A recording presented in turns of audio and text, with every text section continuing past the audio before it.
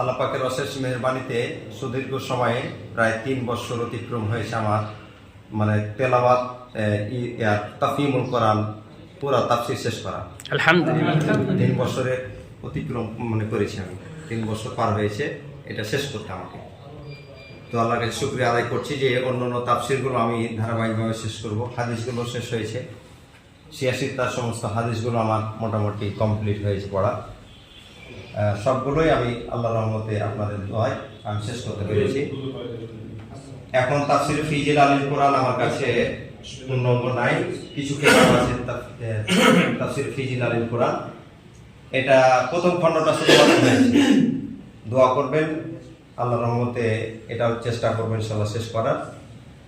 এবং অন্যান্য যেগুলো কিতাব তাফসীর আছে, গ্রন্থ আছে, এগুলো পূর্ণাঙ্গ কিতাব আমার কাছে নাই। বিশেষ করে ডাউনলোডে মোবাইলে আছে, এগুলো আমরা পড়ার চেষ্টা করি। বিশেষ করে আমাদের সাহিত্যের যে কিতাবগুলো, সাহিত্যের বইগুলো আমাদের সংগঠনে যেগুলো সাহিত্যের বই, সেগুলোর এমন একটা বই নাই যেটা পড়া নেই। সমস্ত বইগুলো আমার পড়া আছে আল্লাহর রহমতে। এবং সাহিত্যের বই ছাড়াও অন্যান্য বই আমার একটা নিয়ম আছে, এটা আপনাদের থাকা দরকার, অনেকেই করেন, যে আমি বই ক্রয় করতে খুবই এক্সপার্ট এক কথা। চাপানগর গেলে বা কোথাও গেলে বই বিক্রি হলে এমন একটা বই কিনি না যে এটা আমার কোনো নাই, নজির নাই, না হলে একটা ছোট বই কিনি।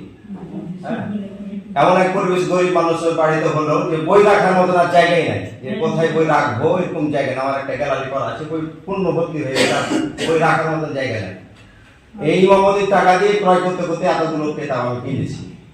তো এটা আপনাদের কাছে অনুরোধ রাখবো, ইমামতির টাকা দিয়েও যদি হয়, একটা করে যদি বই কিনেন, সমস্ত বই হয়তো পড়তে পারবেন না, কিন্তু আপনার সন্তানের একটা উপহার আপনি রেখে দিতে পারলেন, এলাকার মানুষকে আপনি একটা গিফট দিলেন, পড়তে দিতে পারলেন।